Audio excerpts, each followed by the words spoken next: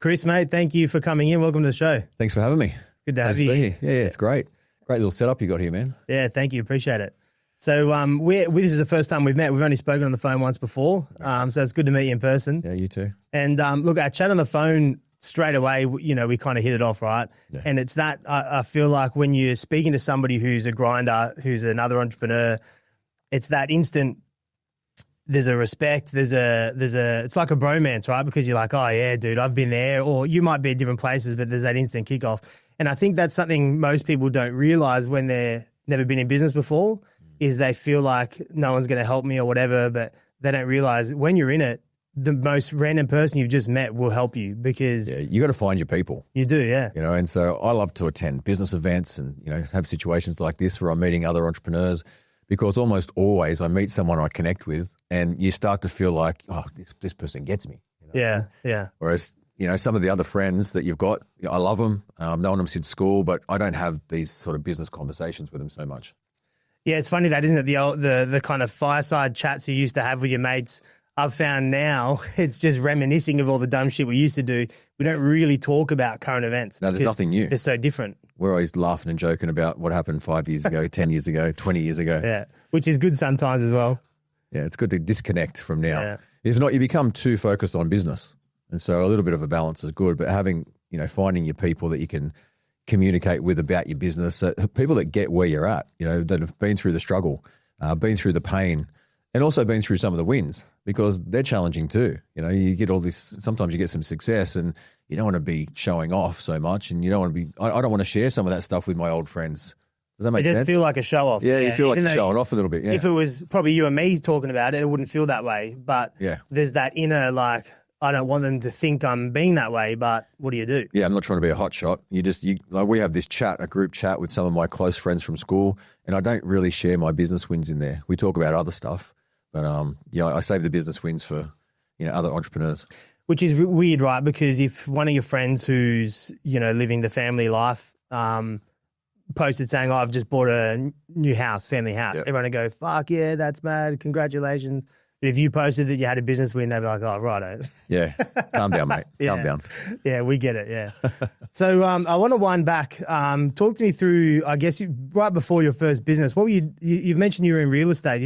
Was that the first kind of or last career before going into yourself, or? Actually, my first business, I would have been, 20 years old, and I had a job as well. But a mate and I got this contract to clean the car park of the Opera House. And so we're working during the day, and then evenings. The big spiral one? Yeah, the spiral car park. So we got a contract to clean that. We fucked it up after about 8 months, to be honest. I don't know how we fucked that up. It's a car. Had you ever cleaned before? No, I never cleaned. We just somehow met someone that knew someone, and we said, yeah, we can do that. Never cleaned before. And we took this contract on to clean the car park at the Opera House. And look, it was a good experience, but that was the first business I ever owned. It was called Sydney Visionary Cleaning. I don't know where we came up with that name.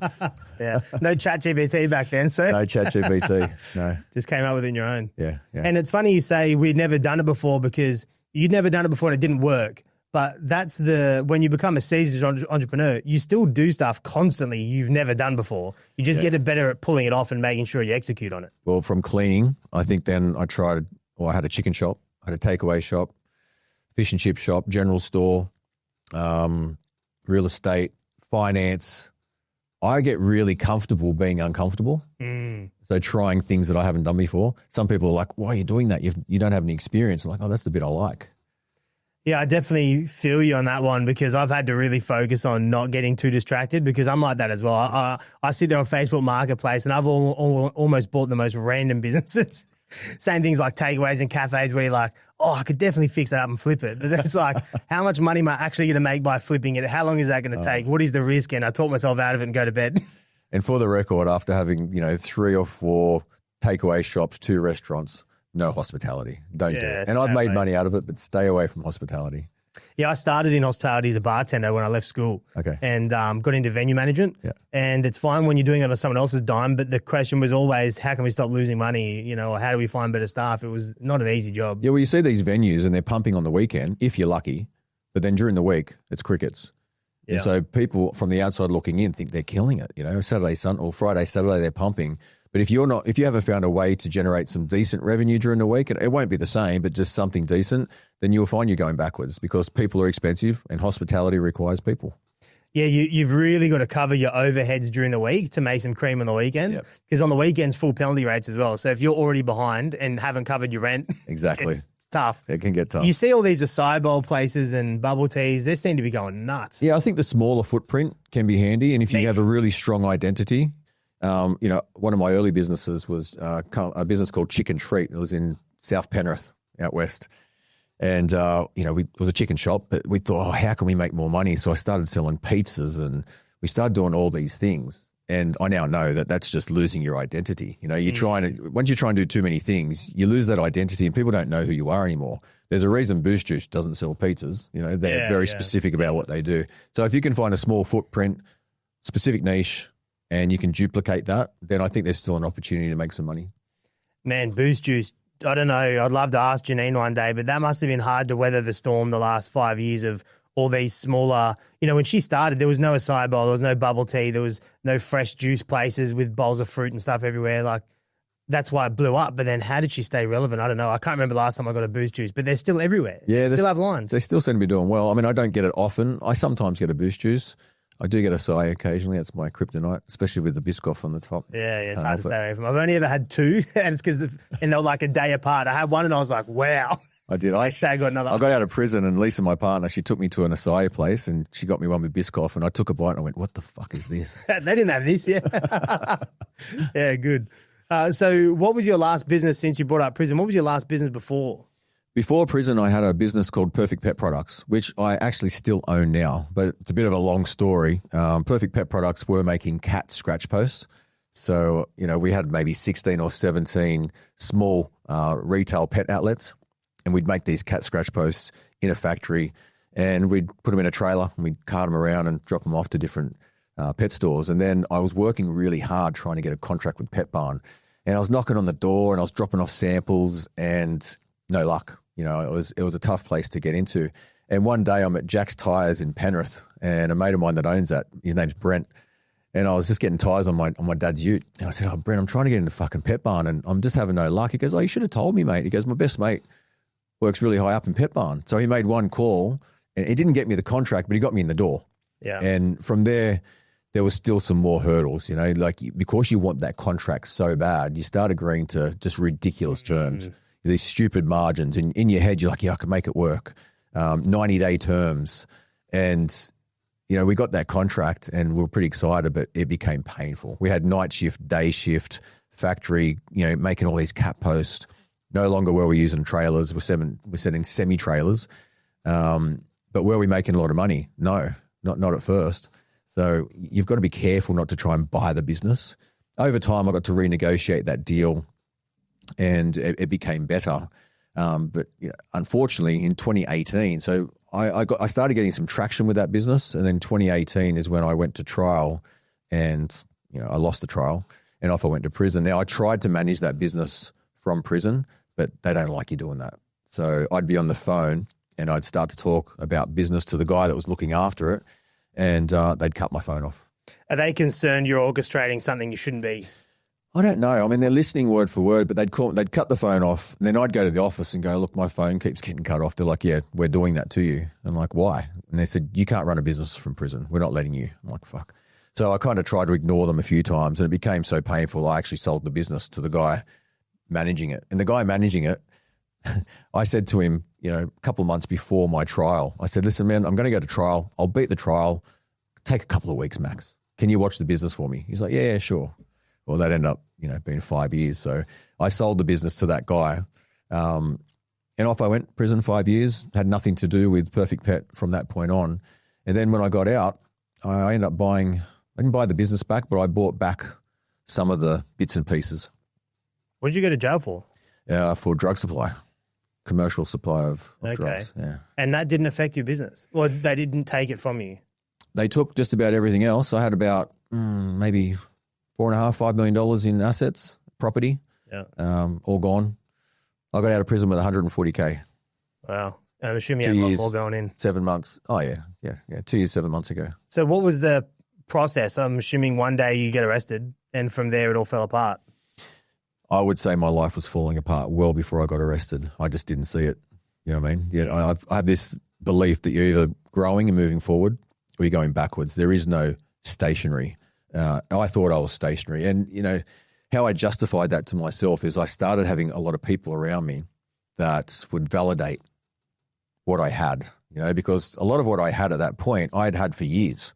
You know, I had some really good success, and then I started partying, you know, spending the profits from my restaurants and other businesses. And I'd have all these people come around my house, and I didn't realize it, but there was a time when I was like the smallest person in the room. I was the least wealthy in the room. And without even noticing over time, I blinked and I was surrounded by people that were doing a lot worse than me. And that validated. They'd be like, I love your house and harbour views and, you know, I look at your cars. And so you're giving yourself a little pat on the back thinking that you're doing well, but really you're going backwards because, you know, you're sitting there getting on party drugs and, you know, doing all the things you shouldn't be doing.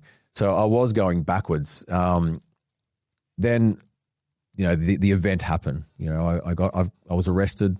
I was actually set up by a mate, and I was bitter at him for a long time. But I come to realize that he didn't make me do it.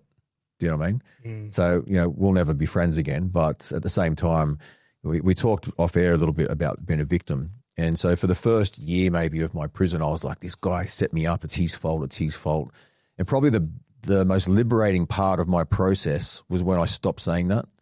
And I went, it's your own fault, mate. Yeah. You chose to be there. Like, sure, he put all the things in place for it to happen, but I still went there with the intention to make money, and I failed. And so they didn't arrest me straight away. They let me walk away that day. There was police filming the whole thing. And maybe 3 months later, my dad said to me, I've got to move house. Can you give me a hand? And I said, yeah, sure. So I had this Amarok ute, and I had a kid's bike rack on the back. And I said, well, I'll take the bike rack off and I'll grab a trailer and I'll come and give you a hand to move house. And I'm underneath the ute and I'm undoing the bike rack and there's this little box with an aerial. And I went, fuck, what's this? So I ran straight inside to the missus. I said, did you put this on the car? And she's like, no, I didn't put it on the car. I'm like, fuck, all right. So then I got that and I just put it on a random car and off the car went. And they raided me the next weekend. Fuck. Mm-hmm. So, well, you know who put it there now. Yeah. But obviously it was there for a while. Well, from that point, from the event to that point, it was nearly 3 months. So it'd been on the car somewhere in that time, probably the 3 months, I would guess. So you've been running businesses, this whole time, basically. So why, was that something that was always there, or an opportunity came up later on and you just went, fuck, all right, I'll give it a crack, even though you already were successful elsewhere? Yeah, the honest answer is you get lazy. And so people often ask, how do you find yourself getting caught up in that life? It happens gradually. You start off, you're 20, you're 25, whatever it is, and you go into a party and someone says you want to try a bit of cocaine. And you're like, oh, yeah, so you try a bit. And you're like, oh, that's pretty good. I enjoyed that. And then there's another party the next week and you're like, well, if I buy a little bit extra, and I sell half to a mate, that covers my bit. So I'm not spending money enjoying myself. And then over the years, that escalates a little bit. Next thing you're buying an ounce or a few ounces. And then you don't do it for a while, but then you do it again. And, so I had legitimate business, but occasionally I'd be dabbling back in that world and I'd be making money in a way I shouldn't be. And then it got to a point where I knew a lot of people selling kilos of drugs. I've got 10 mates that have been murdered. Guys doing a life in prison. And you think that's normal. When you're in it, you think that's normal. Now I know how abnormal that is. But it creeps up on you over time. And that's really how it happened. It wasn't like this one-off event. But what the catalyst for me was I had a couple of restaurants. They got really busy, but I ran into some trouble. And what I had done in the past, if I got in trouble with business and I needed some cash, I'd just dip back into that world and I'd, get involved in something, make a bit of extra money, solve the problem and move forward. When what I should have been doing is educating myself more on how to be a better entrepreneur. Instead of taking that, what I thought was a shortcut, which essentially was not a fucking shortcut. It cost me so much, but I also gained so much as well. So the time you were arrested, did anybody in your kind of personal world know that was going on, or was it, how did that pan out? Look, obviously family knew that I'd been arrested. But did they know why? Like, did they know that was part of your life, or? Yeah, you start off lying. You're like, oh, I was set up. That was true. I was set up, but you play this card like you're the victim. I did. So I'm telling family. My partner knew that I was involved, but friends and family, you just didn't want to admit it. So you're like, "Oh, I'll set up," and you're giving them this bullshit answer, and you're carrying that right through to your trial, and you almost believe it yourself. And so you go into the trial, you've got this barrister, and the defense is that you didn't know you were set up, and that was the defense we ran, and we ran with that, and it failed. And I carried that attitude for a little while after that too. I would say maybe a good 16, 18 months in prison before I really changed my mindset on that. And how old were you this time? I was arrested. I was 35. Okay. And so trial happened pretty quick. No, I spent 3 months in prison when I was originally arrested. I got bail, and then I was on bail for nearly 3 years. Lowest point of my life, for sure. Because it's just hanging over you at that point. Hanging over you. I started partying more. I was the worst version of myself in those 3 years than I've ever been. And you told me before off air you've been with your wife through all of this. Yeah, so my partner, we're not married yet, but it's close. We've got a little boy. He's almost 2, and we've got another baby on the way. So we're as good as married, and a dog. So it's all there. Yeah, it's the same thing. No cat, aren't you in cat products? Yeah. Yeah, no cats. But yeah, look, she stuck by me the entire time, and there's some things that I get emotional talking about. That is one of them. Her coming to that prison over and over and over, and I've talked about this on social media, that's not lost on me. You don't forget those sort of things because she was young, like she's like 15 years younger than me. She could be out, she could be partying, she could be living anything, another life of some sort, but she's visiting prisons and sending me motivational books and, instilling belief in me still. So, that's pretty powerful. And I'm sure it's, there's a bonding that happens there that you would never have with anyone else. I say that all the time about starting a business with my wife because we were just a couple of kids, and when you go through something like that, it's like I said all the time, if we got divorced, I'd go live in a warehouse with my cars, like as if another woman would never make me feel that way because I haven't been through that with them now. And so you would have that on a whole nother level. Yeah, it's true. It's a process that you wouldn't go through voluntarily, but we have been through it. And it does make you stronger. It wasn't without challenge. Lisa got really sick, probably from the stress, I would imagine. And there was a point there where we weren't sure if she was going to be able to do it. That was tough. That was probably in line with when I reached my rock bottom. My rock bottom, I was in Goulburn prison. I remember they just painted the floor grey. I remember it really clearly. There's the polished metal mirror on the wall. I call it my polished metal mirror moment. Because Lisa just got off the phone to me and she's like, I don't know if I can keep doing this. Yeah, I'm sick. She'd just been in hospital from the stress. My kids wouldn't talk to me. I have some older kids. They were really angry and upset. I didn't see them almost my entire jail, but we tried to communicate on the phone. But at that point, they were barely talking to me. I'd lost one of my grandmothers and another one was sick at that time who later passed away. I call it my polished metal mirror moment because I literally looked into that polished metal mirror and I fucking screamed. I was in the cell by myself and I screamed like I got so worked up and I just said to myself, fuck you, everything you thought you knew is bullshit and you got to change. And so that was the major turning point for me. And how long had you been in at that point? About 18 months. Yeah. Okay. So that was like, we're going to drop the self-blame. Yeah. We're going to start taking responsibility.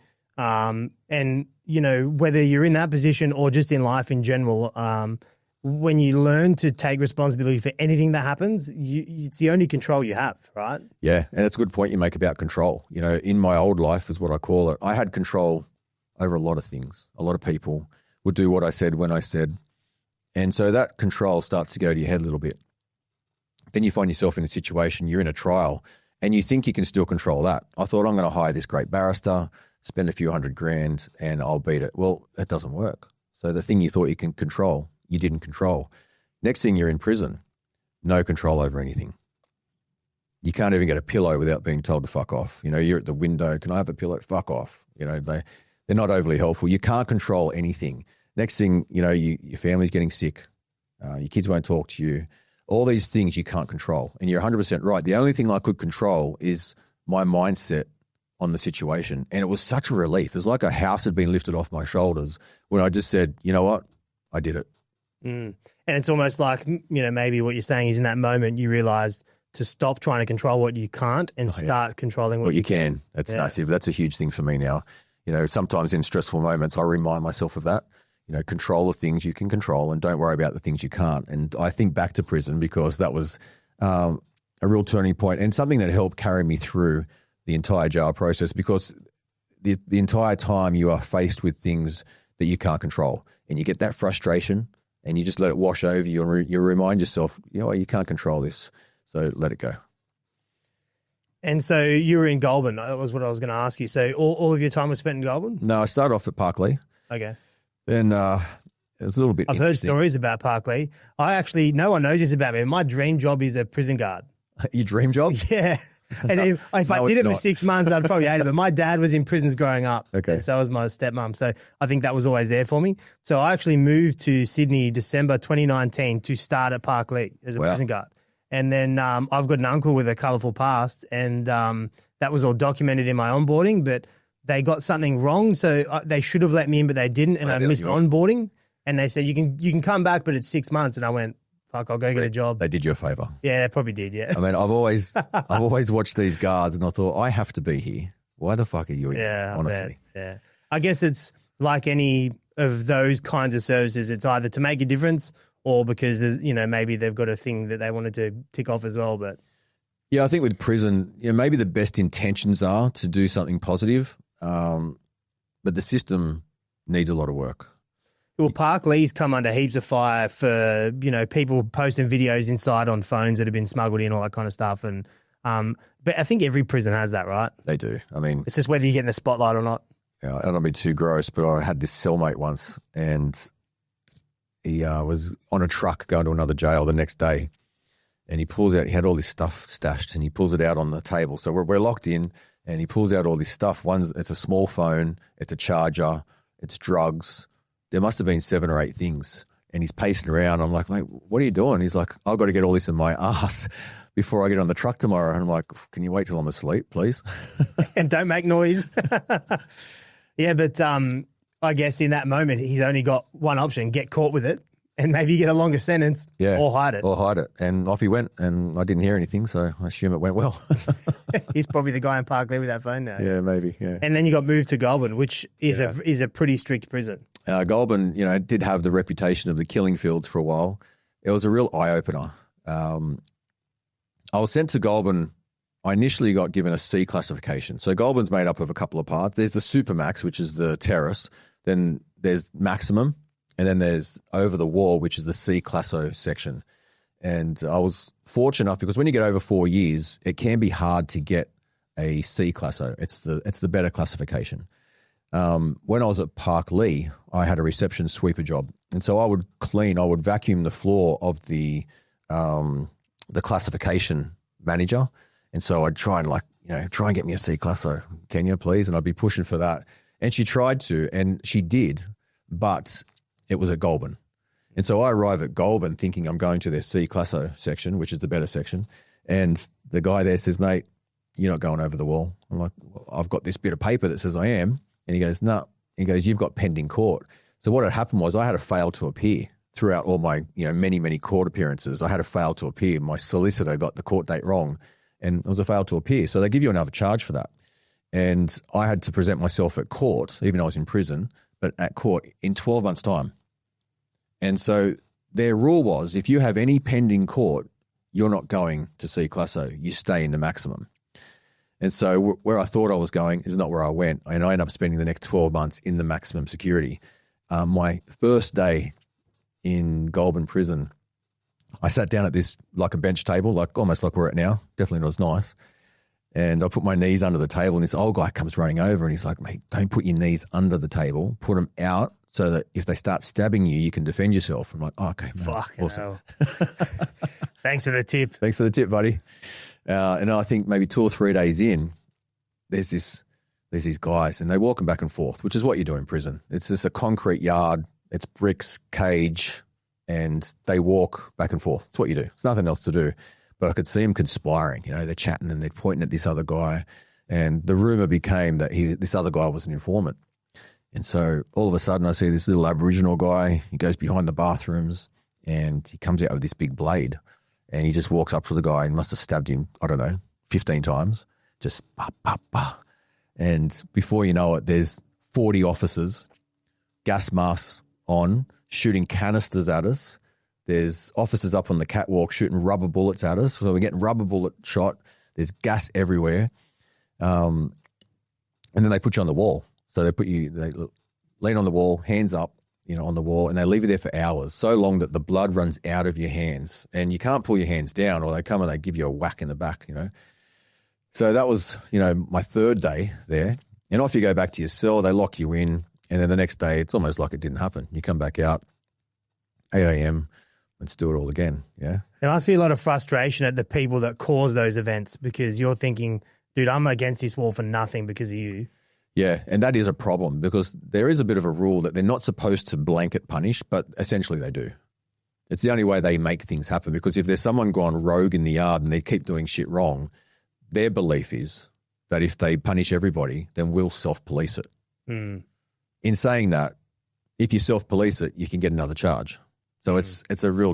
And if the guy calls and it's a big dog, no one's going to go and stand up to him anyway. So when you talk about big dogs, I'll say this, that if you try and be too big of a dog in prison, eventually you come undone. And I watch this over and over and over. The person that's, running the yard, so to speak,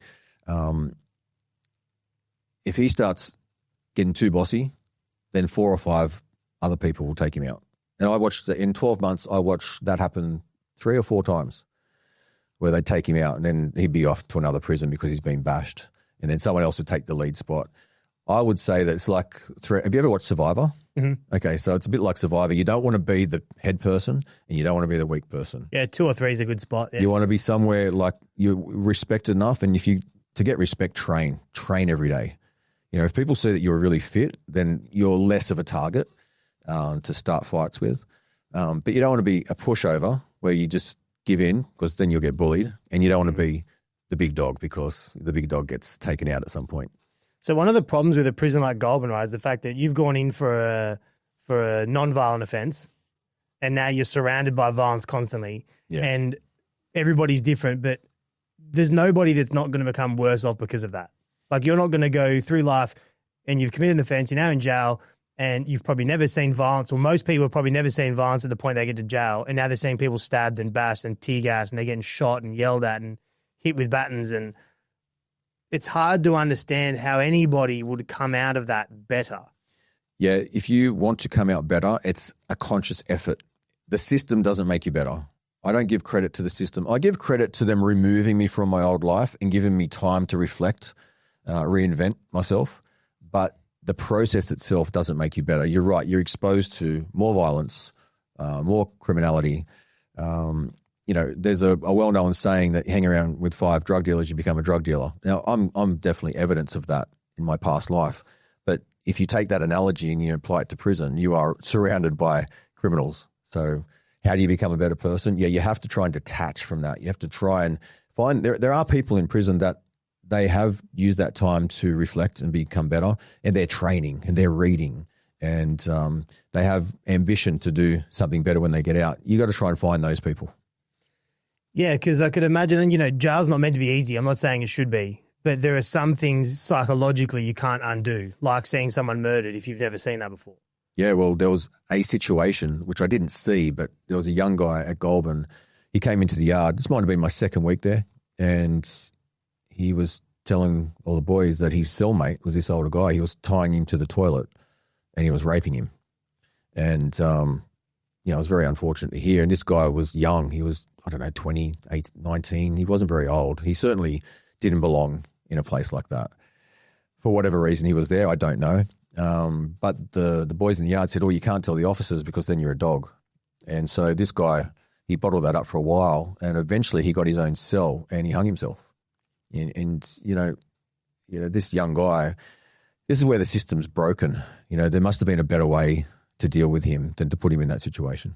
And was he in that higher classification area as well because he had a pending court case or whatever? Or? Well, I'd say he would have had more than 4 years sentence. That's how you end up in the maximum security. Yeah. Yeah, and the question is, there's outlying scenarios like that one, Is that what we change the rules based on, or is it just an unfortunate byproduct of trying to enforce the law? There is no correct answer, or someone would have answered it by now. Yeah. There's so many prison shows now online, and everywhere in the world has a different idea of how to deal with it. But the question really is, if you're trying to split people, it's who are the violent offenders that really just need to be treated a different way to the people that have come in on another charge they've caught. That's not the biggest thing, whether it's because it's not violent or it was just petty crime too often, so that's landed them in there. And they're the people you would hope could be rehabilitated. But, I mean, terrorists and stuff, yeah, I mean, they're not going to be rehabilitated. Well, yeah, I can't speak for them. But the classification system is designed for that. Once you get to a C classification, that is more petty criminals. 2 years and under, 3. There'll be a lot of games in there too, though, amongst the inmates, I'd assume, of who's trying to swindle who. Oh, yeah, there's a lot of games. And depending on what jail you're at is, depending on – it's very race-driven. I mean, Goulburn literally has an Asian yard, has an Islander yard, has an Aboriginal yard. They break them up into races, which is, the opposite of what we're saying out here. But yeah, it is. Yeah. So what's that reinforcing in there, and then we send them out to the real world? Yeah, and I say this all the time. You send people to court because they've committed a crime. Understand that. They get convicted, and the first thing that society says is remove them from society. They are a risk to society, and I can accept that as well. But then what are you doing with these people? Because they'll serve their time, 5 years, 10 years, whatever it is. Then they become your neighbour. So I want to know, what have you done to make that person a better human for society, which is the entire reason you remove them in the first place? What have you done to improve them? And now there's very little in the way of education in prison. If you're at very low level, as in you can't send an email, they can help you with that. But most of the things that I applied for, I was already overeducated. There was nothing they could offer me. So it's up to you to read and self-grow as much as possible, which, I don't have this poor me, bad history. I don't have a bad family. So my mindset was fine. I was greedy, yeah. But there are men in there that have had such a fucked up growing up, childhood, parents, drug addicts.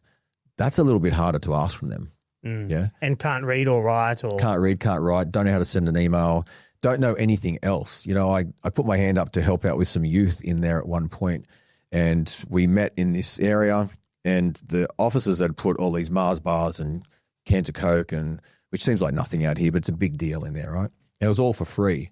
And one of the young guys there, he was trying to steal it. We're like, bro, it's free. Like, you can take as much as you want. Relax, brother, yeah. But he was so wired that way. Yeah. Even though it was free, he's still trying to steal something he didn't have to steal. Yeah. And so how do you correct that behavior? And when I had a chat with this kid, I'll call him a kid, he was about 19, he'd been raped by his own father. He'd been through hell. And I'm like, I don't think I'm equipped to give this guy advice. I don't know how to help him. Yeah, it's tough because there's your brain and your mind does crazy things to you, and everybody's wired, or mostly, because of what's happened to them in life. Yeah. And so trying to help people that are on that level, the people that are helping them, even the staff, they wouldn't be a staff member of prison if they'd been through that themselves, if they'd been in jail or been through that. So, I do see you get youth workers and things like that coming in that maybe have been people that have gone through the system and now they're trying to help, but it's so far detached, that you're right. The question is, what is actually happening to help these people when they get out and become your neighbor again? Well, the biggest thing that has to change for anyone that's been in prison, and I know this from experience, when you get out, you have to make a real effort to change your environment. You can't go back to the environment you had. Yeah. If you do that, you might have had the best intentions to be a better human, but if you go back to your same area and your same friends, you're going to be sat on the lounge someplace and they're going to pull the drugs out and you're going to go, oh yeah, all right. And all that work you've done while you're in prison to avoid all of that is just completely destroyed. So I would advise anybody, as soon as you get out, go and find new people. For me, it was business. I always had business, so I had that up my sleeve, but I knew I wanted to double down in that space. And so I just inserted myself into business events. I literally, because I got out 6 months early for good behavior, I had an ankle bracelet on. I was at business events with my trackies or my pants over my ankle bracelet because I didn't want anyone to see it. My conditions were that I could go to the gym, I could go to work, or I could do something educational. So I was always putting these applications in to go to this business event and that business event. And parole were approving it. So that was me making an effort to change my environment. And I'm assuming after you get out, there's a party that doesn't want to tell anyone that you're meeting these new people at events and stuff. Yeah. There would have had to be a new mindset where you've gone, I'm ready to accept my past and start talking about it. Yeah, that was a process. So initially, you don't want to tell anybody. And in your head, you're like, I'm going to try and get everything removed from Google, make sure no one can find it. I'm going to tell nobody. And then I'd be at an event and, it might be a one-on-one with the person next to you and you're sharing stories and, I don't know, you get the urge. You're like, oh, look, I'm going to share something with you. I've actually just got out of prison, and you show them the ankle bracelet. And at these business events, they took it really well. I was so surprised. It was received really well. They're like, good on you, man. And so you share it with one person, then you share it with two, then it might be a group of 8. And next thing you know, I'm on stage and I'm sharing my story with 500 people. And so it was a process to get there. And eventually I just lent in, as I do now. And that's also really freeing for yourself. It's pretty therapeutic, actually. It's out there. There's nothing anyone can say about me. There's no dirt they can find. And that's nice. If there's one thing I'm always trying to get across to people, is that they don't understand in the business world, everybody's gone through shit. Yeah. So talking about what your version of that was, it's far more accepting than if you were working a job in an office somewhere or you worked at a corporation or something and you told people that, they'd start the Chinese whispers at the water bubbler and you'd never get the promotion and people don't trust you and there's all this crap that comes with it. But if you go out on your own and really back yourself and you talk about it in the right rooms, it's completely accepted because it's just like, oh, cool. Well, you're here now. Yeah. Well, I find it mostly accepting. Are there people that don't like it? Sure. No doubt there is. And they just don't find you. Yeah. They're just not your people. Yeah. Yeah, I had a coffee the other day with a guy. He reached out to me on LinkedIn and we'd connected. So I started seeing his post and he was posting about risk and break-ins and corporate theft and stuff like this. So I thought he was a consultant or something around that. And he says, hey, we're in the same space. Do you mind if we get a coffee? I want to pick your brain. And I said, yeah, dude, no worries. But I got busy and had to delay it. We finally end up at the coffee. And it turns out he'd just gotten out 6 months ago. And he did get sucked almost back into his old environment because he had nowhere to go. Yeah. So he was couch surfing old friends, but the old friends are people that were dragging him back into it. So he decided, I'm going to jump on LinkedIn. I'll just meet different people that way. Nice. And now here we are sitting at coffee together. And so we had a really good chat and he told me he just got out of prison. And I said, same thing, good on you. The fact that you're sitting here, well, his meeting intention, people, intention's such a powerful word. He knew that he had to change his environment. So he made the intention to go onto LinkedIn and reach out and he's meeting new people. It's exactly what I'm talking about. And it didn't cost him anything. You can jump on LinkedIn and meet business people straight away. Correct. And I was actually coming to film an episode here. And so I have all my business books from the set and I gave him Hormozy's 2 books and I said, mate, read these and you'll be fine. The offer?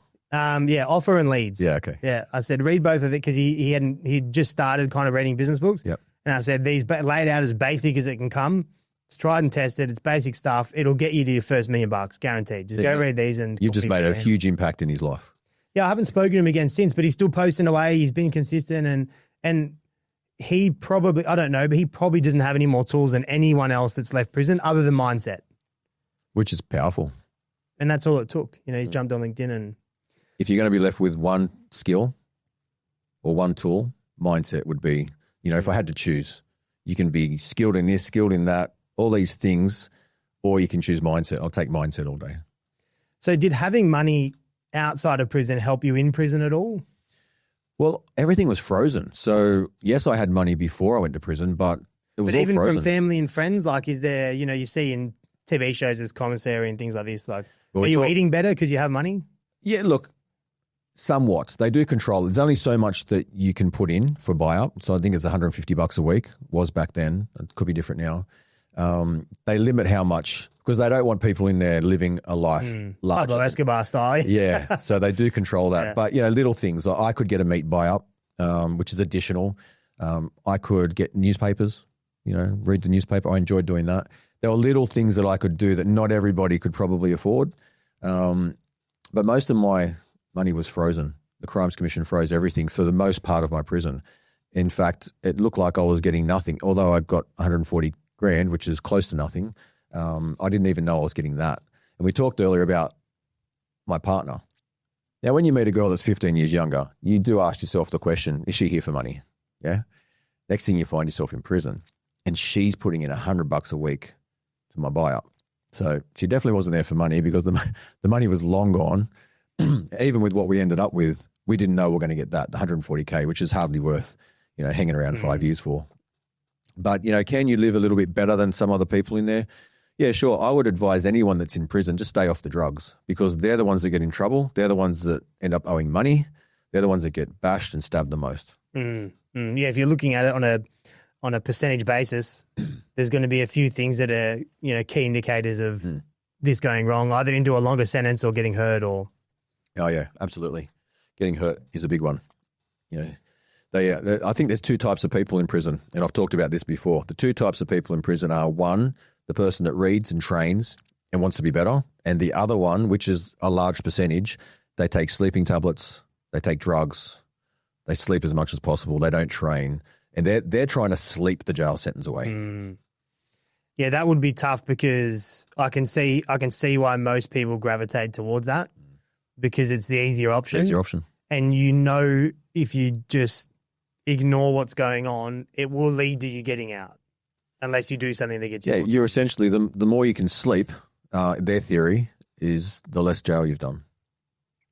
That's their theory. But for me, I was never going to come out a worse person than I was. That was something that I agreed with myself. And so to be better, you have limitations on what you can do in there, but you can train, you can read, you can practice gratitude. That's a big one for me.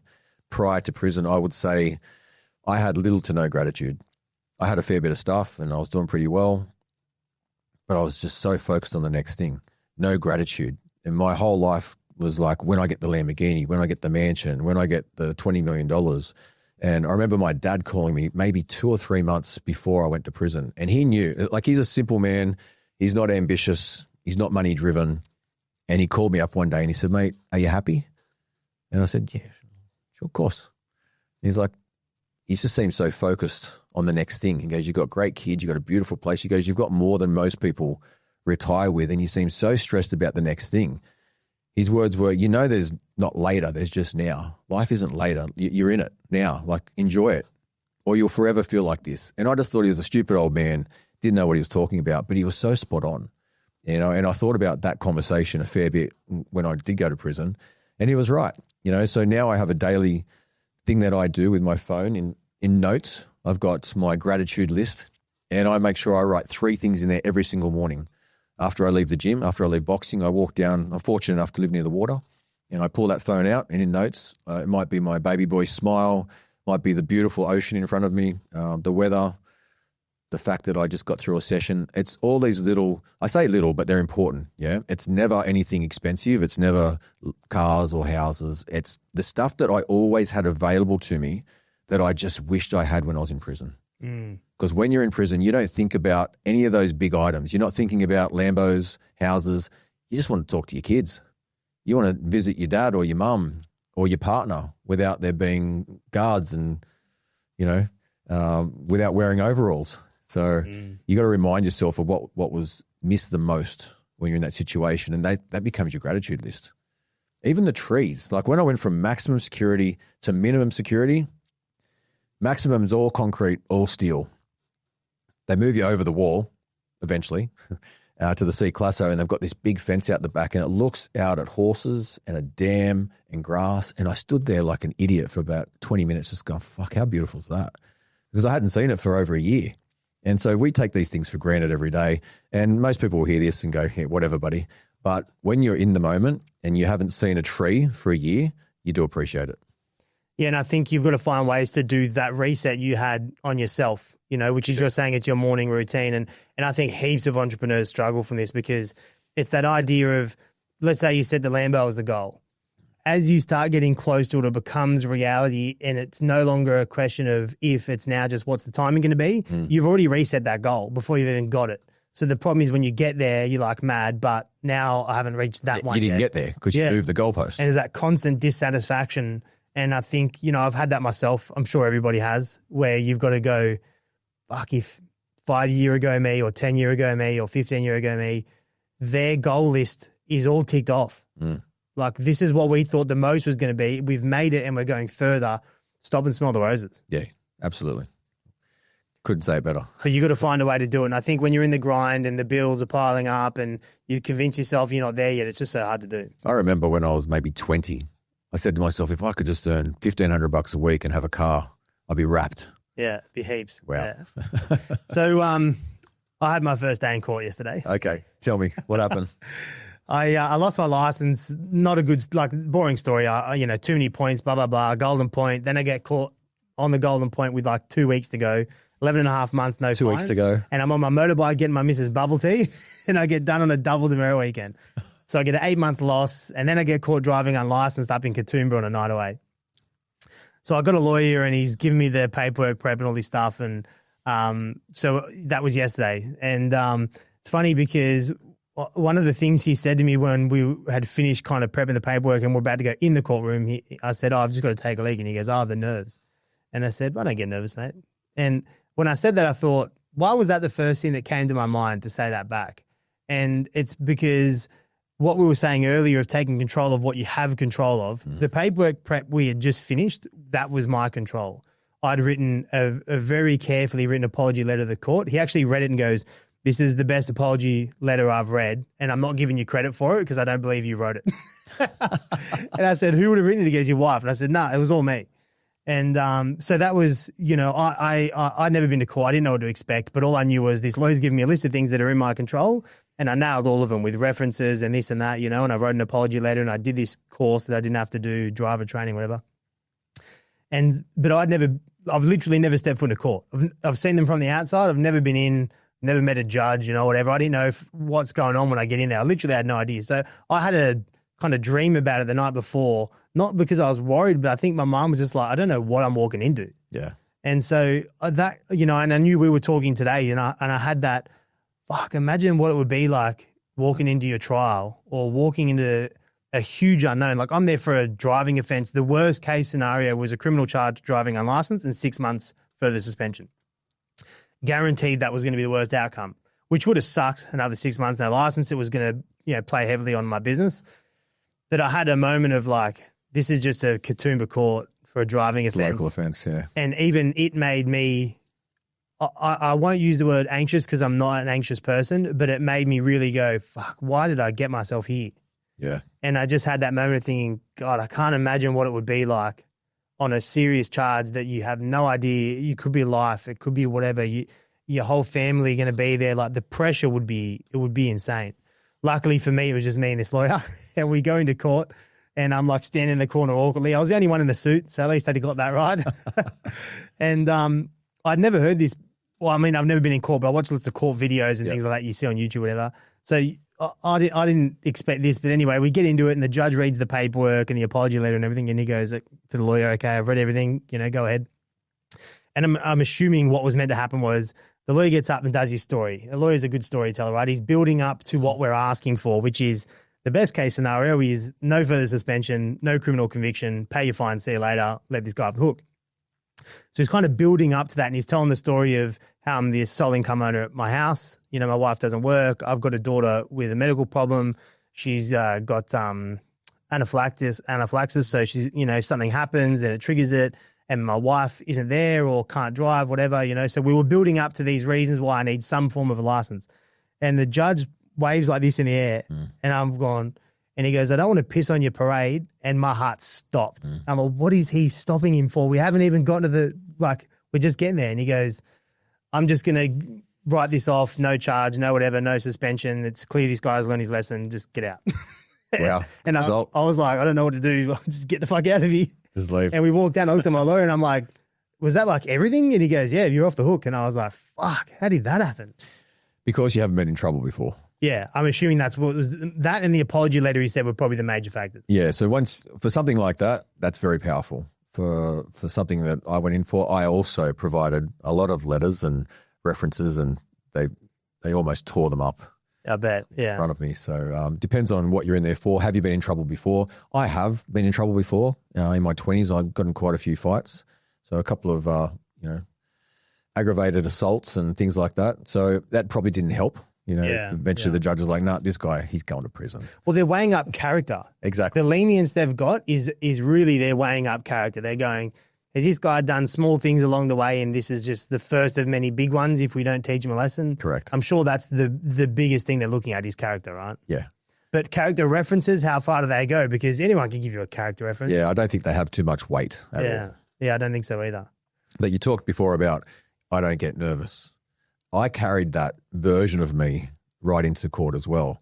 But was it true? I would say not, because I said before that the 3 years leading up to my trial was the worst version of me ever. So while I was behaving cocky and confident on the outside, I must have been, crumbling. 100%. Yeah. My behavior was just terrible. And so even when I went into the courtroom, I had my fancy suit and I would sit there and I looked cocky. When I went in reflection, I looked cocky because I thought I was going to beat it, which probably didn't help. The judge would have seen that and the jury would have seen that, and I don't think it went in my favour. Yeah, probably not with the jury either. And even I thought that I was getting dressed that morning and I'm like, nah, don't put the Rolex on, get the Apple Watch out, Yeah.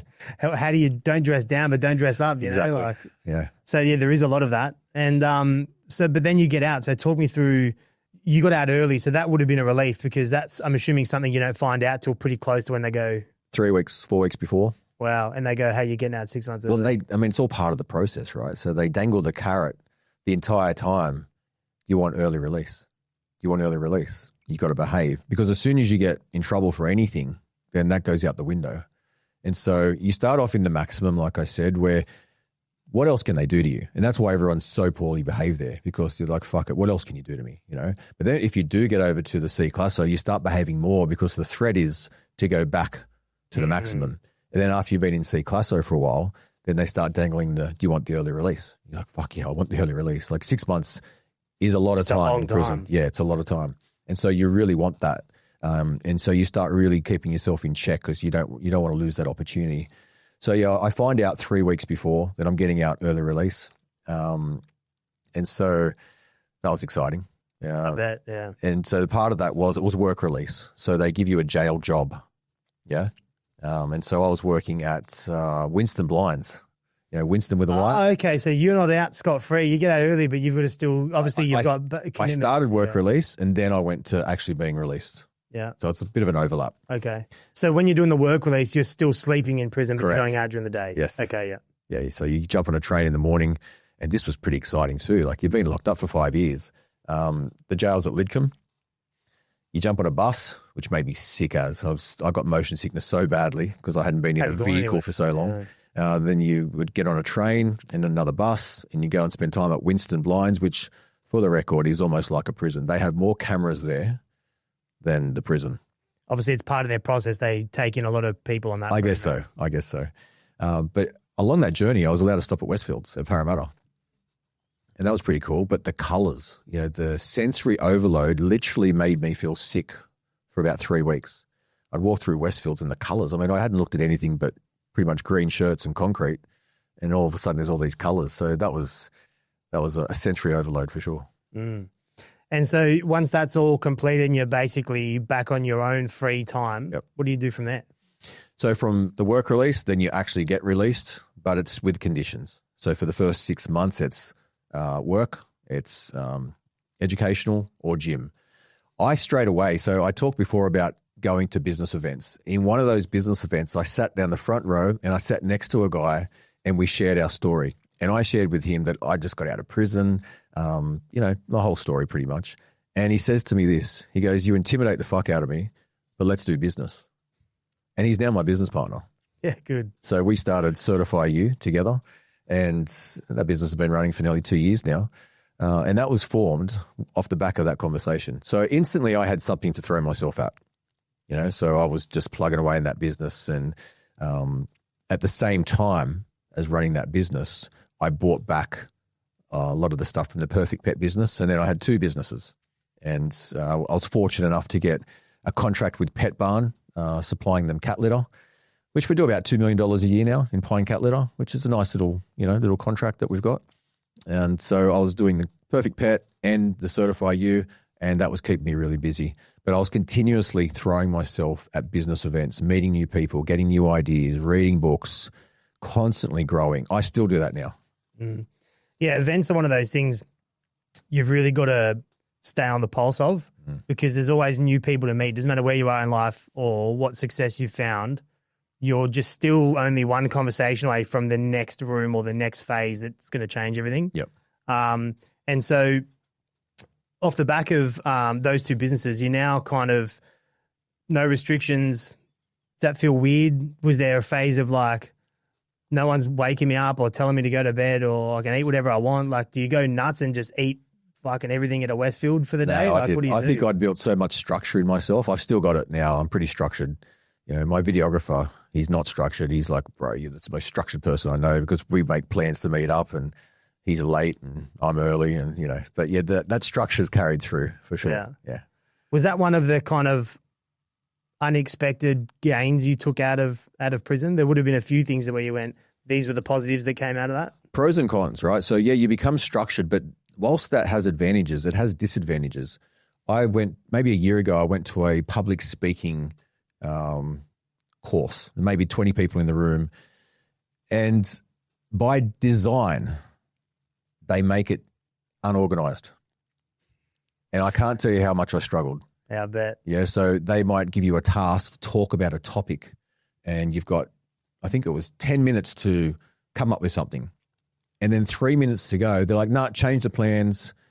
You're now going to talk about this. Now, this had been going on the entire, like it was a 4-day event. I think we're on the second day or third day, and the whole thing had been like that. And I'd reached my limit.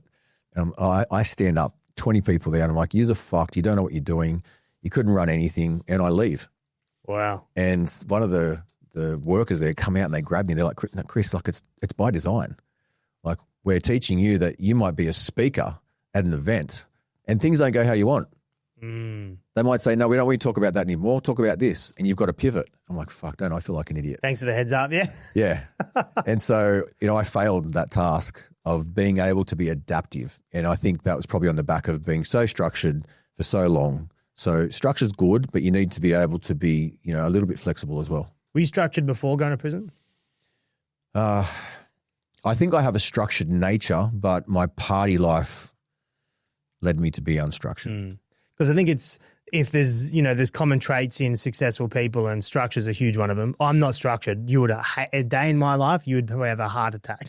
Yeah. I've got friends that are very unstructured. Yeah. When you do, have you ever done a disc profile?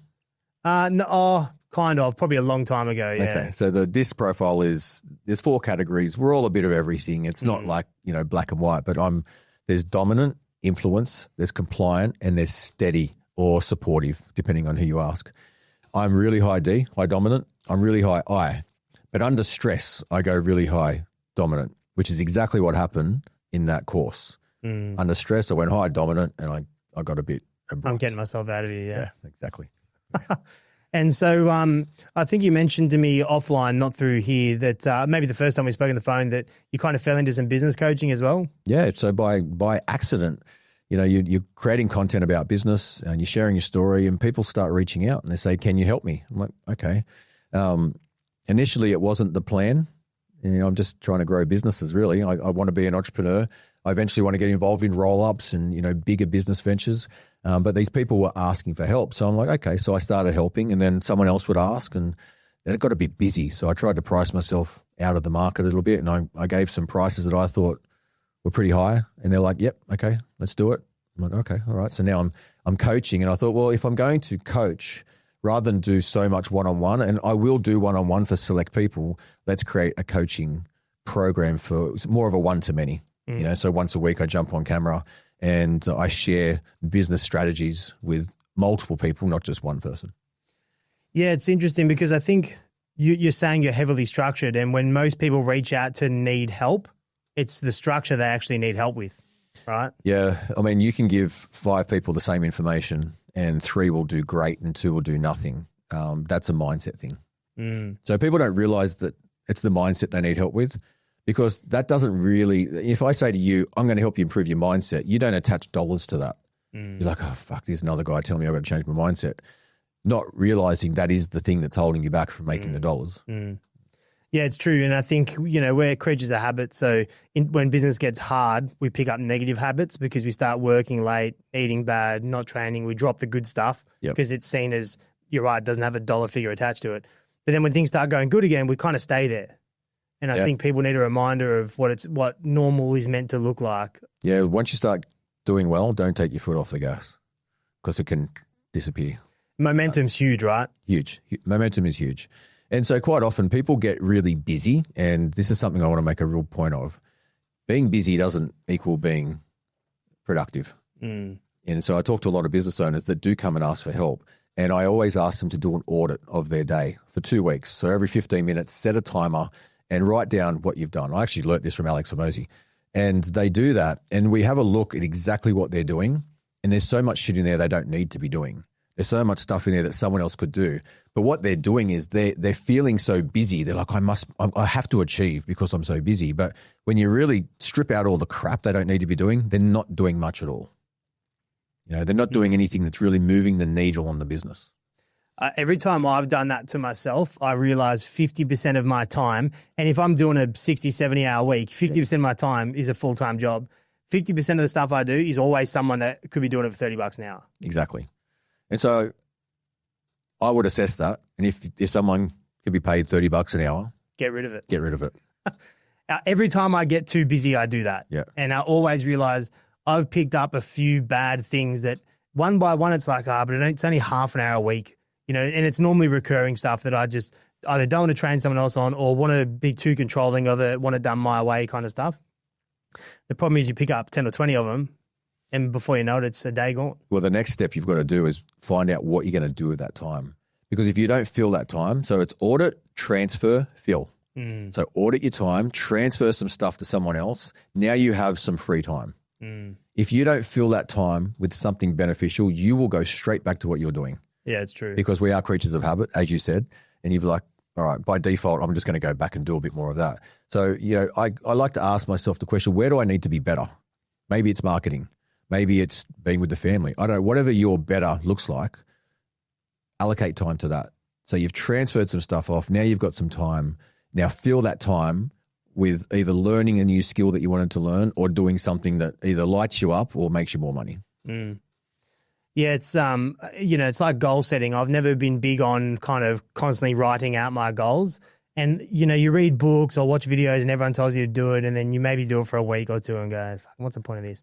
But I had a real moment where I realized the power of it because we were moving offices and we had one of those whiteboards that flips and it was up against the wall. And so everyone's just been using the front of it. And it had been there maybe 18 months. And when we were moving, I pulled it off the wall and flipped it. And it had, I remember the night, me and my wife sat down together and wrote all of our business goals on it and filled the whole whiteboard and then flipped it and left it there. Left it there. And 18 months come back and I flipped it back and I was like, holy fuck, I forgot about that. So how much of it had you done? All of it. Yeah. All of it. But then that was when I went, fuck, if we achieved everything on here, we didn't reset the next list. So what did success look like after all this was ticked off? There's a simple process that will help you with that. It's called a vision board. I'm sure you've heard of a vision board before where people write down all the things they want to achieve and then they cross them off. Fair enough. Just add another part to it. So add another column. As you achieve it, move it to the other column. And so when you look at that board, you see everything you've done. So you realize you have made progress because sometimes we don't even notice, right? And then you've got this huge list of all the stuff you have achieved. And you'll eventually have a list of achievements more than your goals. Yeah, it's very true what you just said because I had this conversation the other day with a business partner of mine. We've had a really tough year in that business, as in just felt like a constant, 2 steps forward, 1 step backwards. Business is growing well, but when you're in that mindset of it's never enough is what's happened, right? That's right. So he rings me and he's like, fuck, man, this has been a hard year. Like, what have we actually achieved? And I was like, have you written goals once this whole year? Because I keep telling him you should write personal goals. Because we have business goals and a business plan, but, he's not one of those people. And so he said, no, I haven't. I said, well, if you started doing that, you would realize we've actually achieved heaps. It's that you can't see it because as we tick them off one by one, you're forgetting about them one by one. That's right. And seeing the achievements gives you the fuel and excitement of, wow, we've done all of this. Let's now complete the next one. Yeah, this is why I'm doing it. Yeah, instead of sitting around for a couple months going, this feels too hard. What have we actually achieved? Another thing with your goals too, it's great to write goals. And I read my goals 3 times a day. I read them 3 times a day to make sure that I'm doing things today that that contribute to getting to that goal. It's just to keep me focused, because if I read that goal and then I look at my calendar for the day and none of the stuff in my calendar is moving the needle to achieve that, then I have to reassess my calendar. That's the reason I read the goals. But when you're goal setting, you need to add a few parts, right? So let's say your goal is you want to be a fitness model. Then ask yourself, what resources do I need to make that true? Who do I need to be to make that come true? And so you start making some additional lists. And so rather than focusing on the goal, you just start focusing on the activity. You know, if you want to be a fitness model, what resources do you need? All right, you might need a PT. You might need a good training regime. You might need a diet. You might need a routine. They're the resources. Who do you need to be? All right, I need to be somebody that dedicates this time to the gym, or I need to do this much cardio. That's who you need to be. And so start breaking your goals down into resources and who you need to be to make that thing come true. Yeah, it's almost like, you know, the old dressing for the job you want, not the one you have, right? Yeah, exactly. And I love analogies. I was talking to someone the other day about realigning who you are in business, and I always tie to fitness because it's an easy one everyone understands. But what I was saying was, if you're 50 kilos overweight and you make the decision today that I'm going to be a fitness model, right? If you start walking, talking, sleeping, eating, training, and drinking like a fitness model, you don't look like one yet, but you're doing everything they do. So you basically are a fitness model. You just haven't given it enough time. That's right. And time's usually the ingredient we don't value enough, Yeah. because you could be doing everything right. You could literally be copying the best fitness person's regime. It's just that they gave it 10 years Exactly. in the oven, when you've given it 6 months and gone, oh, I'll never be one because A, B, C, D. And it's the exact same in business. Yeah. Sometimes we've had meetings where we've gone, why is nothing working? And then I've always tried to remember, actually, we haven't asked the last question, which is, have we given enough time? Have we done it enough times? I think Hormozy talks about this in one of his books, where he did letter mail outs and his friend said, you should do it, we get a huge return. And he did like 3,000 and his mate was like, dude, we do like 30,000. Yeah. And it's, if you don't know they do 30,000 and you think 3,000 is heaps, you'll convince yourself it didn't work. And I think that's everything in life. Yeah. Time is an ingredient we don't value enough in so many ways. I'm sure you valued it heaps while you were in prison. Yeah, and I have to remind myself of that. Even now, even having been through that, I've got to remind myself the importance of time. Yeah, because not only are we running out of it, but we can't buy more of it. And it's the ingredient to everything for us, Yeah. Especially when we're doing the right things and we're not giving ourselves the credibility to go, you just need more time. And the mistake we make when things start to feel like they're not working, as you highlighted, we change directions too quickly. You know, and we start chasing. I'm so bad at that. Yeah. Yeah, and I am too. Yeah, my first mentor taught me a lot, but he also, I would say, probably gave me what I would say is the wrong strategy if you're starting. And I essentially was starting again. And his strategy was to buy as many businesses as you can. And I did. At one point, I had 8 businesses. Now, that's great, but that's 8 times problems. And you diluted your focus 8 times. And so your whole day, like I would wake up in the morning and pretty much till 1 o'clock, I'd be putting out fires in 8 different businesses. And I think you become okay at 8 things, but you don't become exceptional. So I then with a new mentor I've got, I started watering down and I started getting more focused. I still have multiple things, but I'm trying to be as focused as possible. How do you find a mentor? Usually I like what they're doing. I like the human they are. I like the life they're living. It depends on what I need as well. You know, so if I'm trying to improve in a specific area, I'll find somebody that's really good in that area, and I'll use them as a mentor for that. Sometimes it's a hybrid. You might like something from this person, something from that person, and so you'll go to different people to get different things. Yeah, but often one person at a time. It's like having a CEO, right? No, most CEOs only last 3 to 5 years in their position because they were brought in for a specific skill to fix a problem. And then now that's not the biggest problem anymore. This is, so we need a new person to solve it. Yeah. I treat mentors the same, right? Where you're like, you've really just got to identify, what am I doing the worst at right now? Yeah. Let's get that up. Exactly. And move on to the next one. Yeah. But it can be hard because, I mean, you were just saying that swayed your outcome massively. You ended up in 8 businesses, and that's probably a niche to that mentor. So when you he does. I mean, his whole premise is, you know, buy multiple companies, and it's not bad information. I add a bit to that now. So when I coach people that tell me they want to do that, I'm like, okay, I'll support you doing that, but I would like you to be 90% redundant from the first business before you try and do a second one. Because if you're still really like reliant in that business, you're not going to do well in the second one.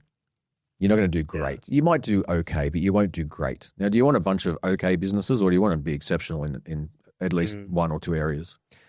I've learned the hard way as well, when you diversify too much into businesses like that, when you do get to a point where you're only 10%, let's say you've got 5 businesses, you're only 10% in each, 50% of your time dedicated to them, and you've got 50% left.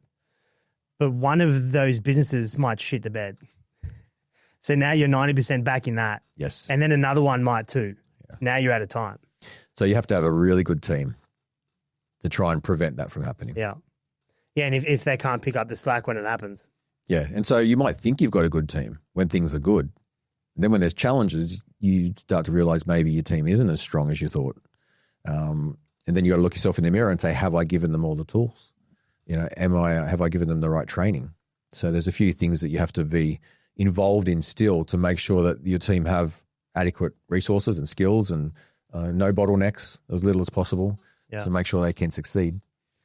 I haven't talked about this too much yet, but so I'm a massive networker, and I was in a business club, and that's been me the last 3 years. All my networking's been in that business club, and I recently left it, and I had a moment of realization, and it was because we would do these monthly or weekly sit downs with groups, and everyone would talk about a business problem and try and solve it as a group.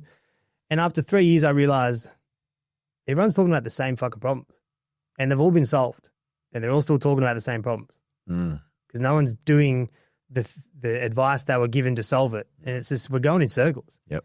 And then I started to realize every business has the same problems. Everyone needs more leads, but when you get more leads, you need to up production, and that comes with its problems. And that everyone from a different business was still all talking about the same thing. And then I kind of realized the group I was in, I would say 95% of businesses are between 250 grand solopreneurs up to probably only a couple mil. And then there was a small amount, let's say 5%, that were 5 million above. And I would go into specific groups with the ones, there was a specific group that was 10 million above. But that's a whole, like, no one is sitting there talking about how to help each other make the next multi-million-dollar deal. It was more like personal networking more than like, let's fix each other's businesses, because they're big enough businesses that you don't get that from a random group of guys you're sitting in a room with, right? That's right. And that's when I realized my time is now misspent here because I've outgrown it. And so the problems I've got are now being talked about. There's a solution to them all, and I'm stuck in a circle of people that aren't doers. Yep. They're the same problems that are, and some, not everyone, but some people are just not solving the problems. And every week I'm spending a few hours talking about, how do I get more leads? How do I close more deals? How do I hire a manager? And it's just like, fuck, it's all in books. It's been solved, you know. The how-to is everywhere. It's everywhere. We've got ChatGPT, there's social media. The how-to is everywhere. And you've experienced exactly what I experience quite often in coaching. So these people are getting the information, but they're not implementing it. And they're going round and round in circles. And you were there for the purpose of growing, but you were stuck in the same circle of questions. I can understand why you'd moved on. And I think it's the same for when you have a mentor. There comes a point where, I mean, if you're with the same mentor for a long time, I'd start to question, are you growing? Yeah, well, either they're growing exponentially at the same time, so they're staying ahead, or you overtake them. Overtake them. It's only two things that happen. Exactly. Yeah. And it's a real struggle. I think I went through it as well, where people outgrow all their mentors. You feel lost. Yeah. So talk to me about where you were going to find these networking events and mentors, because it sounds like you've picked up some really good people along the way.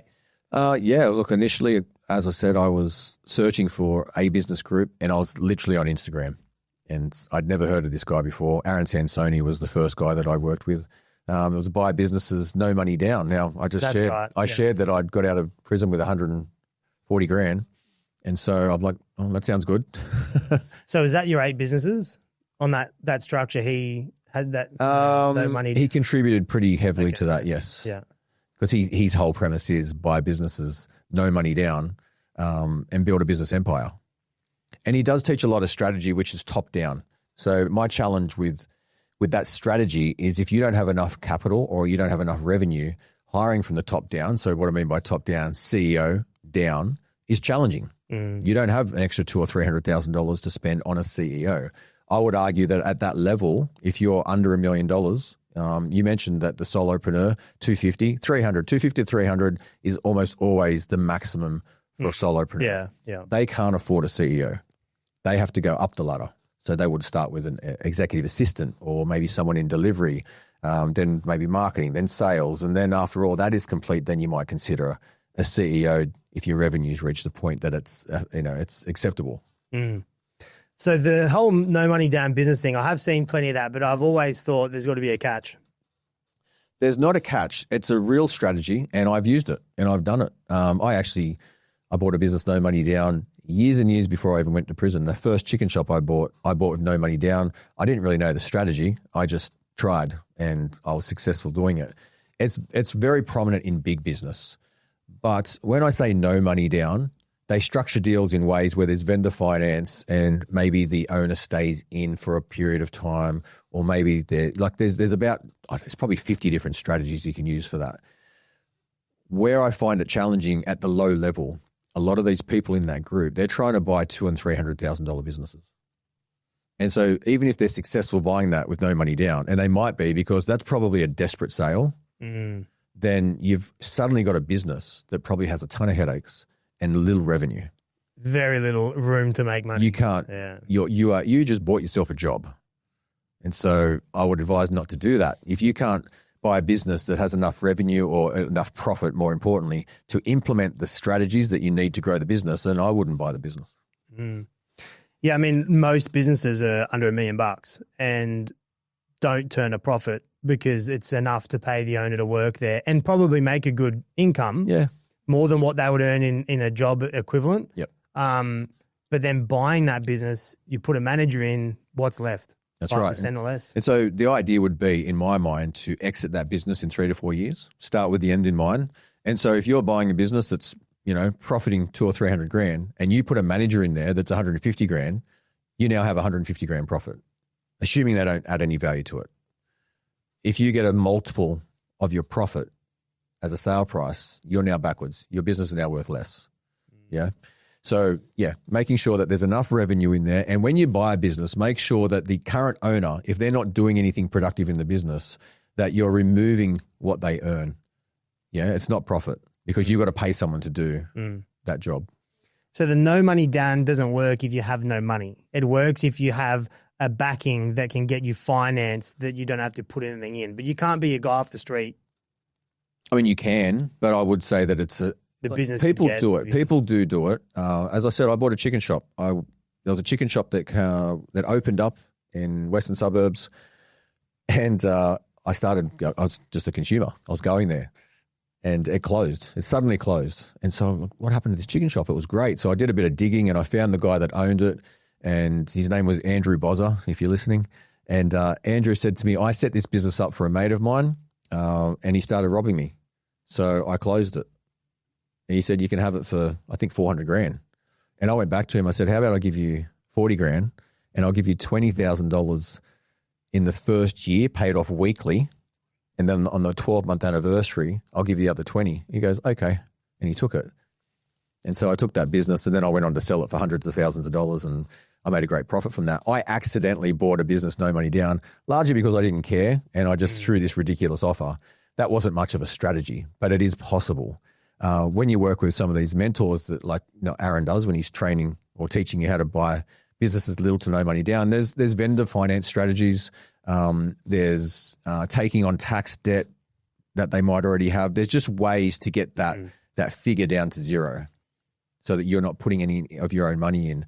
I would argue that if you want to buy a really solid business, you need to have some skin in the game. You might be able to vendor finance a portion, but I think anyone that's going to hand you the keys to their business, it's for a reason. They want to know that you have some skin in the game.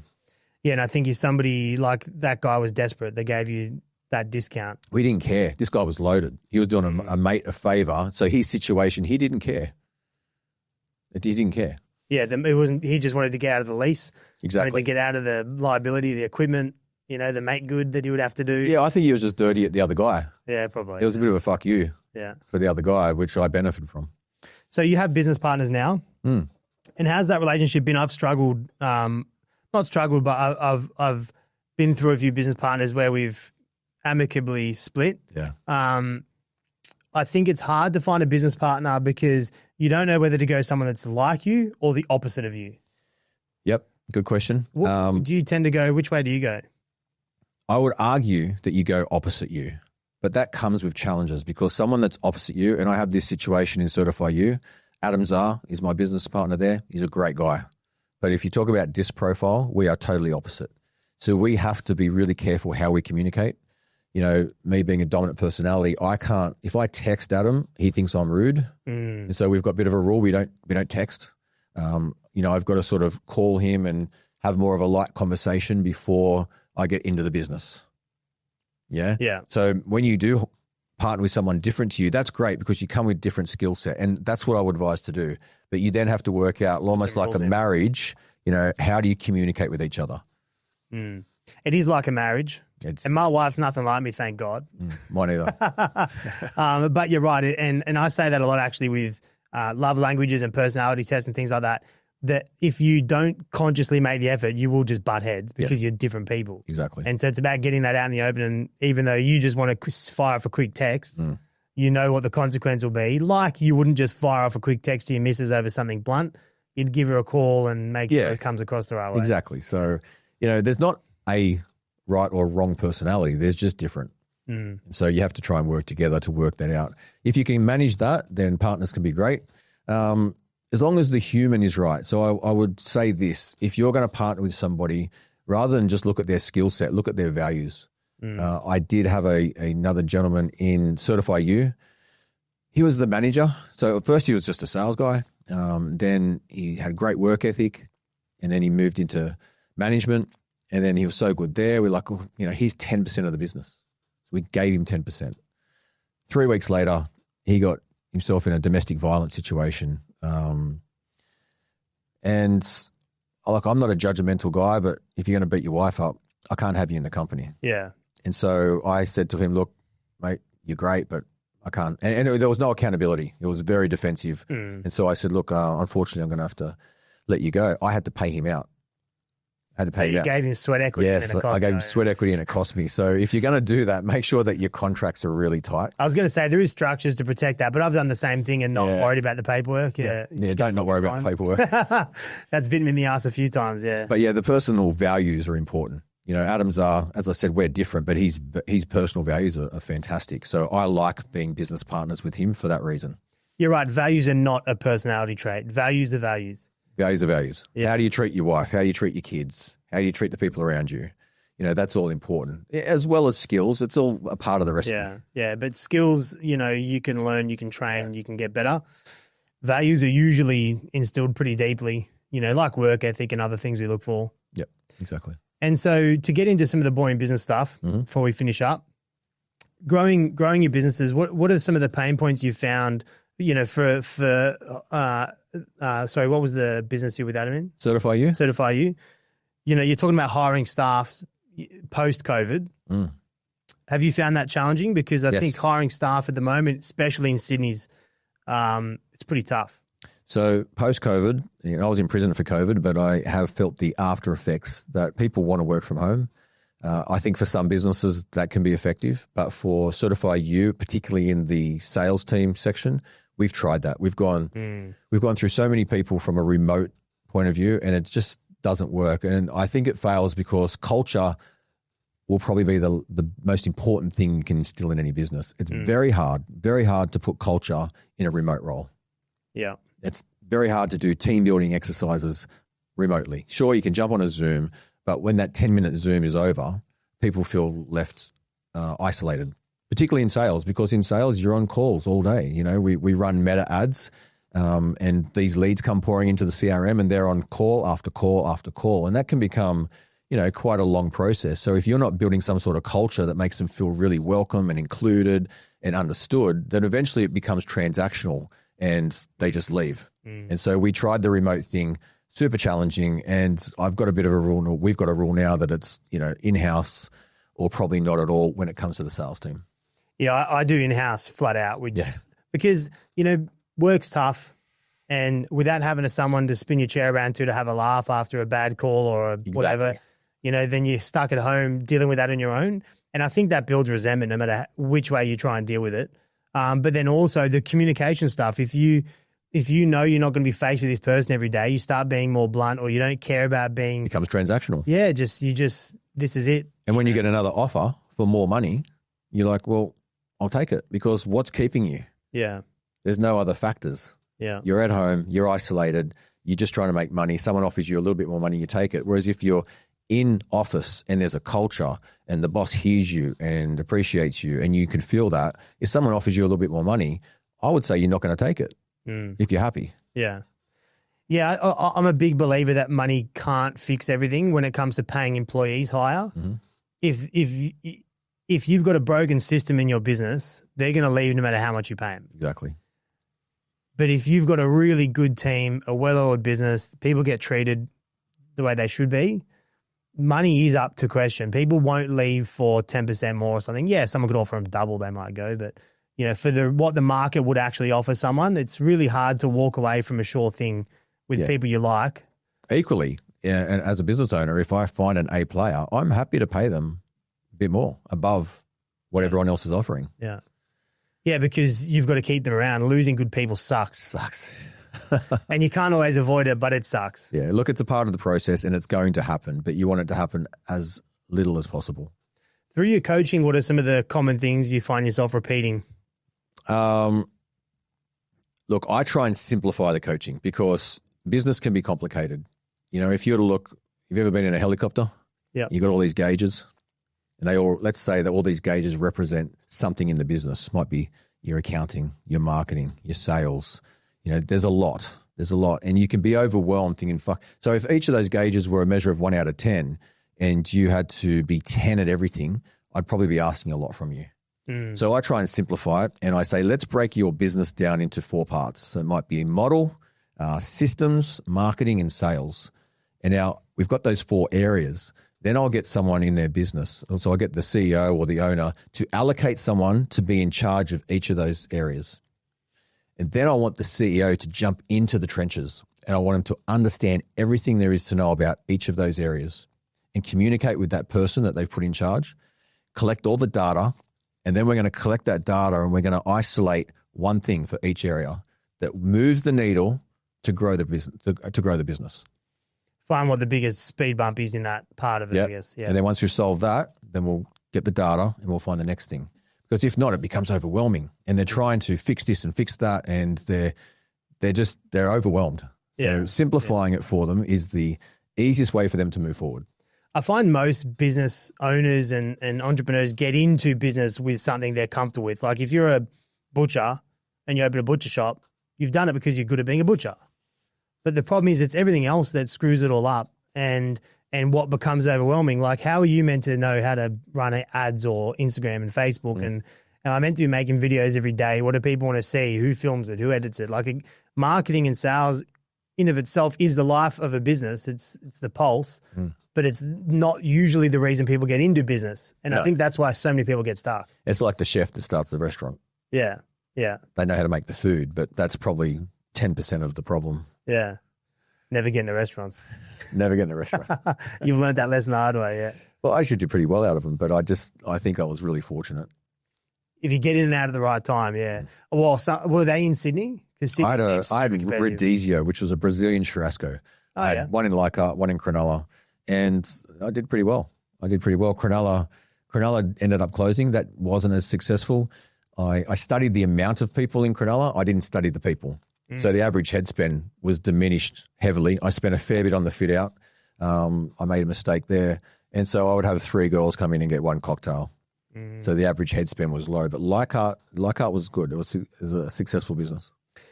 Leichhardt's got the old Italian Forum and all that going on, isn't it? Yeah, so I was on the entrance to the Italian Forum. So I was on Norton Street.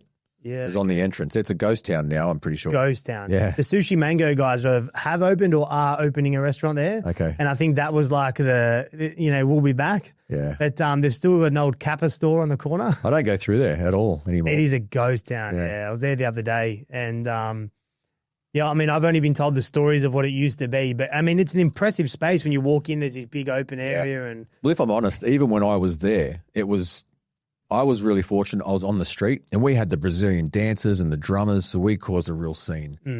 So we were still busy.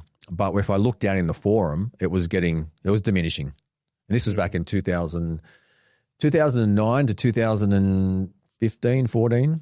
In that time, I watched it get quieter and quieter. But I'd spent a lot of money on marketing. We did radio. We did a lot of things to make sure we stayed busy. I was just thinking when you said the dancers and drummers, so sales and marketing's always been a thing for you then, because that's a sales and marketing mindset. Well, it's not enough to have good food. You have to have a good experience in any business. Yeah, they have to remember the experience, but particularly in hospitality. So were there other churrascarias? Yeah, of course there were. But you make sure your quality of food is great, but what makes them remember their Saturday night? And so we brought in the dancers and the drummers, and that was a big thing. So that booked us out. Yeah, marketing in restaurants wouldn't be easy because there's so many places people can go. So many places, and never try and market to buy, one meal, get one free. Yeah. Avoid the discount stuff because that just attracts a particular person. Yeah. Once your discount's gone, so is the person. Yeah, I don't know about you, but I don't discount or do sales in any business. We don't do any kind of end of year, end of financial year, Black Friday. Like, we're not an e-commerce business anyway, but we just don't because you're right, it brings those people. Anytime we've had to drop the price on something to get someone in the door, they become the difficult customer. Yeah, so this is a little bit of an argument I have with Pet Barn. We have a contract with Pet Barn and we sell them cat litter, and they're in control of the marketing. But their marketing, as big of a company they are and as smart as they are, it's always 2 for 1, 50% off. It's always a price marketing strategy. And I think there's better ways. I've heard, you don't have to talk about them specifically, but I've heard getting into retail is very hard because you mentioned before, you've got the 90-day terms, but you've also normally got to give them the ability to discount up to a huge percentage, like 50% or something, at your without cost. asking you. It comes out of your invoice at the end of the 90 days. It does. And it's mainly to keep the product moving, I guess. But they also want a massive margin, and that means yours is gone. So, yeah, Pet Barn hold a 60% margin. I think I can tell you this anyway. Pet Barn hold a 60% gross margin. I might hold a 30 or a 28, close as 30 as I can get. Now, we changed strategies because we originally had our own product on the shelf. It was Perfect Pet Products cat litter. It attracted rebates, marketing rebates, as you just highlighted. So they can do a 2 for 1 or a 50% off, and then they send you an invoice for the cost of that marketing. And now that marketing cost was exceeding my profit margin. It was not working. So I renegotiated the deal, and we now do their private label. So it's our product inside their packaging. I love private labels. White labels. I love white labels. It's a white label for their private label. So their private label is Freshco, and they white label our product into their packaging. Yeah. So I still keep my margin, but I don't have rebates anymore. It's a much better deal. Okay, so they're more or less just paying you a price, and what they do with it after that's up to them. Yes.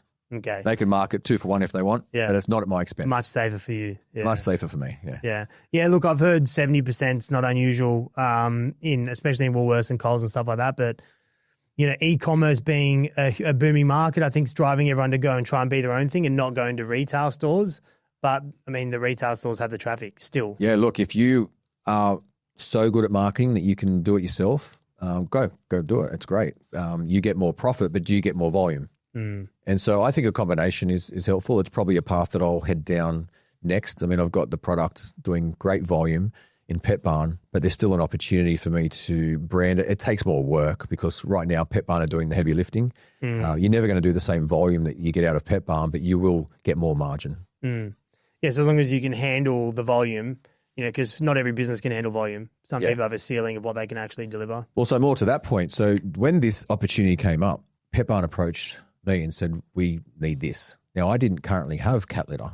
And so I could have gone and opened up a factory, and I could have got the machinery and, bought the pine and done all these things. That would have taken time and would have most likely missed the opportunity. And so instead, I did a contract with a company in Melbourne. And so they produce it. They have the machinery. They have everything, all the infrastructure's in place. They produce it for me, goes into Pet Barn's packaging, goes to Pet Barn. I get paid. You're managing it for them, yeah. Yep. Almost like a project manager. We do a similar thing. And it's about shifting the risk. Yeah. Because if you've got the liability, I mean, COVID taught everyone that. If you're the one with the factory. Yeah, you've got all the Yeah. all the expenses. You can't scale down very easily. Correct. It gets very difficult. Mate, thank you so much for coming on today and telling your story. It's a pleasure having you. Appreciate being here. Thank you. Thanks, mate.